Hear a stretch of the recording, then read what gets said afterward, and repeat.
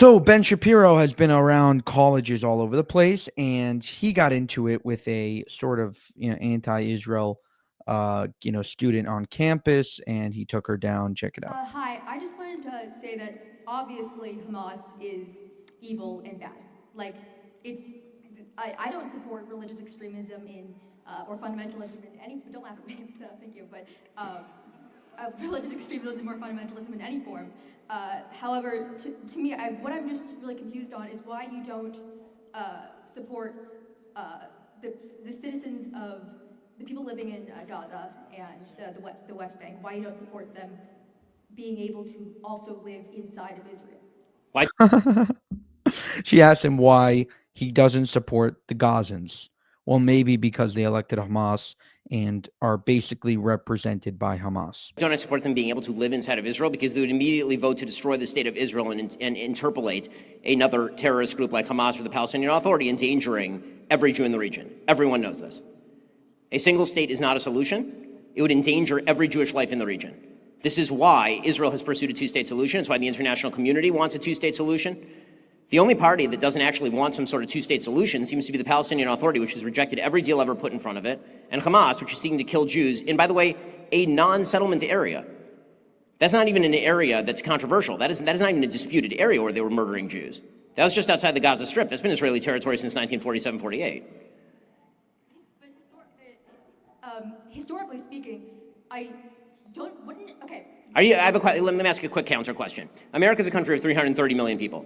There are a billion Muslims across the earth. Many of them live in places like Afghanistan, Iraq, Iran, Saudi Arabia, and have very, very different opinions on politics and women's rights than I assume you do. You proclaim that you're secular and you don't like religious fundamentalism. How would you feel about importing, say, 300 million of those people into the United States? Would that make you feel like, is that a good idea or a bad idea? I believe the reason that those people I believe the reason why they are religiously extreme is because of the conditions that they live under, because of the actions of America. That's absurd and foolish. I'm sorry, that's absurd and foolish. That's not absurd and foolish at all.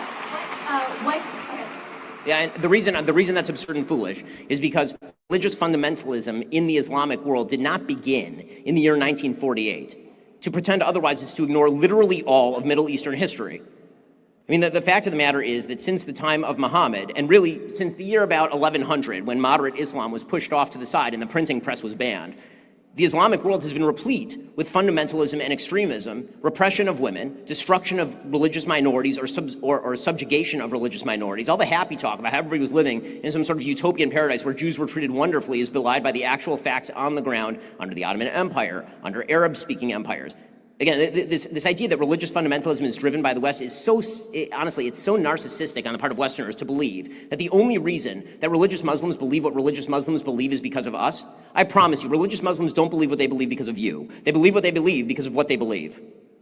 And it's a soft bigotry of low expectations to pretend that radical Muslims don't have opinions of their own. It must simply be driven by their lack of material success. That is not how the world works. People don't all think like you. It's okay, no, let her respond, please. That's fine. Obviously not everyone thinks like I do. However, when you are put into a situation where when people are backed into a corner and they don't have proper conditions to live under, they're way more likely to resort to religious fundamentalism. They're way more likely to resort to extremism in general. I don't disagree with that, but I will deny that that's the West's fault. Hamas is in terms of like just the other neighboring Arab countries, I don't think continual war and in the Middle East and all the stuff that America did in the Middle East, which I'm sure you have criticisms of. I don't think that really helped get rid of the influence of groups like ISIS or Al-Qaeda, because that just... Well, I mean, it certainly helped get rid of some of the influence of ISIS because we killed a huge number of them. But again, the notion that ISIS and Al-Qaeda and all terrorism is to blame on the West ignores all of Islamic history and the history of the region. It ignores the fact that there were Islamic invasions of Europe back in the 1300s. Again, this sort of ignorance of history that is rooted in the idea that all the forces you see today must be the result of things that America is doing or the West is doing. I don't see any evidence for that. The times, by the way, when the Arab street has risen up, they promptly replaced more moderate dictators with things like the Muslim Brotherhood, which is exactly what happened during the so-called Arab Spring when they took over for Mohammed Morsi and promptly put in place the Muslim Brotherhood. You can keep blaming economics until the cows come home. You know what the solution to that would be, by the way? I have a solution for this. If what you're saying is right, I have a solution for this. Here's the solution. In 2005, Israel withdrew from the Gaza Strip. The Gaza Strip is an area that is less population dense than both Singapore and Hong Kong. Hundreds of millions, nay, billions of dollars flowed into the Gaza Strip. If people there, and Hamas in particular, really wanted to develop the lives of their citizens and make them better, they could have, and they should. And yet I see very little demand for that. At a certain point, people are going to have to take responsibility for their own actions and stop blaming America and the West for making shitty decisions. I appreciate it. This video actually reminded me of a very, very poignant article by Konstantin Kisin. Again, she's trying to posit this idea that America, the West, Israel are the reason why Islamists hate us. But Konstantin Kisin, sort of posited the idea that that's actually very factually wrong. And the reason why that's wrong is because they've told us why they hate us.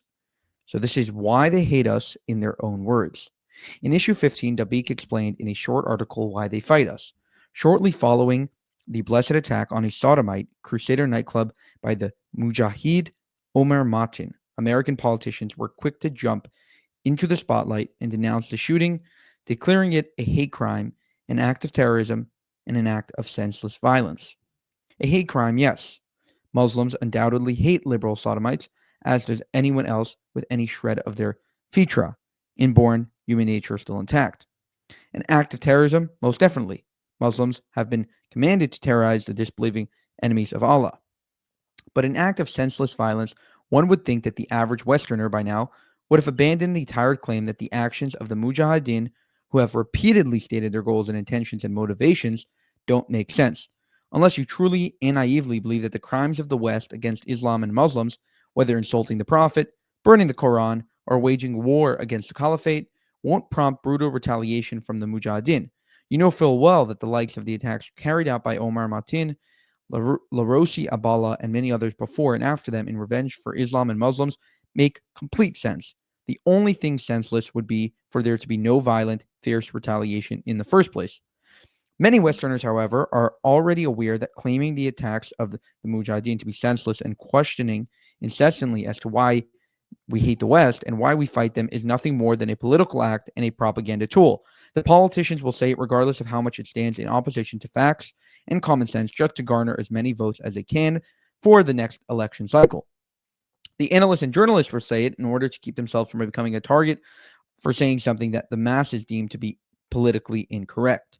The apostate imams in the West will adhere to the same tired cliche in order to avoid a backlash from the disbelieving societies in which they've chosen to reside.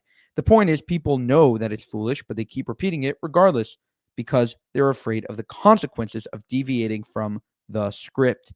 There are exceptions among the disbelievers, no doubt, people who will unabashedly declare that jihad and the laws of the Sharia, as well as everything else deemed taboo by the Islam, is a peaceful religion crowd, are in fact completely Islamic. But they tend to be people with far less credibility, who are painted as a social fringe, so their voices are dismissed, and a large segment of the ignorant masses continues believing the false narrative. As such, it becomes important for us to clarify to the West in unequivocal terms yet again why we hate you and why we fight you. He's referring to why Islamists and radical jihadists hate the West and why they fight them. And this is in their words. We hate you first and foremost because you are disbelievers. You reject the oneness of Allah, whether you realize it or not. By making partners for him in worship, you blaspheme against him, claiming that he has a son. You fabricate lies against his prophets and messengers, and you indulge in all manner of devilish practices. Obviously, they're referring to Jesus, who is supposedly the Son of God, or even God himself. It is for this reason that we were commanded to openly declare our hatred for you and our enmity towards you.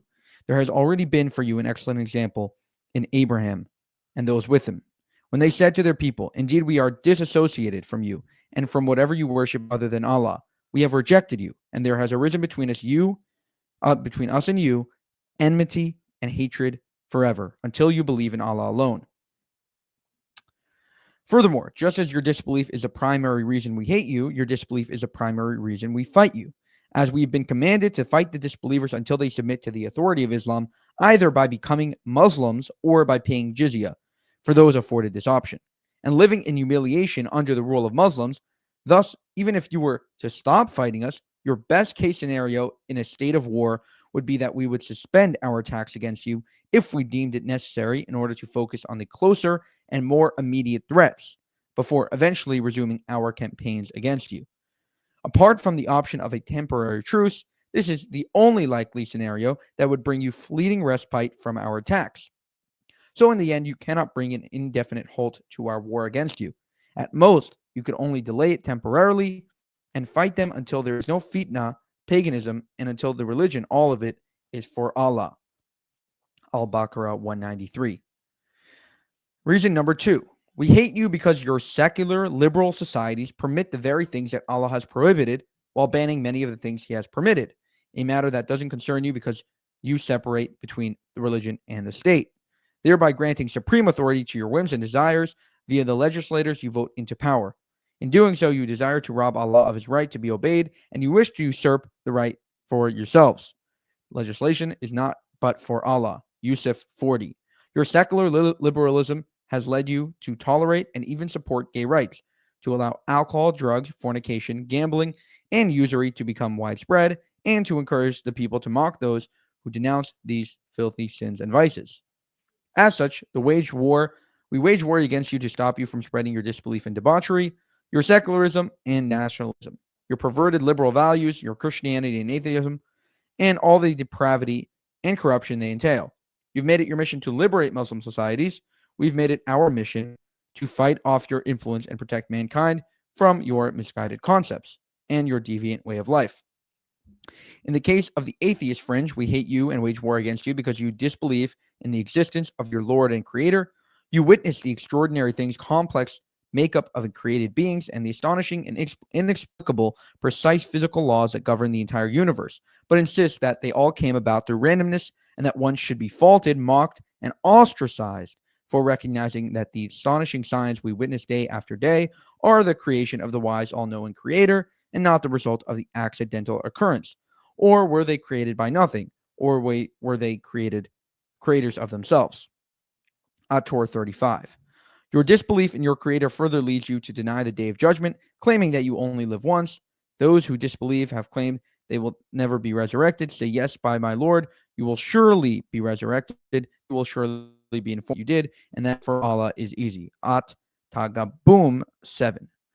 Reason number 4. We hate you for your crimes against Islam and wage war against you to punish you for your transgressions against our religion, as long as your subjects continue to mock our faith, insult the prophets of Allah, including Noah, Abraham, Moses, Jesus, and Muhammad, burn the Quran, and openly vilify the laws of the Sharia. We will continue to retaliate, not with slogans and placards, but with bullets and knives. Reason number 5. We hate you for your crimes against the Muslims, your drones and fighter jets bomb, kill, and maim our people around the world, and your puppets in the usurped lands of the Muslims oppress, torture, and wage war against anyone who calls for the truth. As such, we fight you to stop from killing our men, women, and children, to liberate those of them whom you imprison and torture, and to take revenge for the countless Muslims who've suffered as a result of your deeds. Reason number 6. We hate you for invading our lands and fight to repel you and drive you out. As long as there is an inch in territory left for us to reclaim, jihad will continue to be a personal obligation on every single Muslim. And here they add the person that Konstantin Kisin is quoting, the sort of manifesto.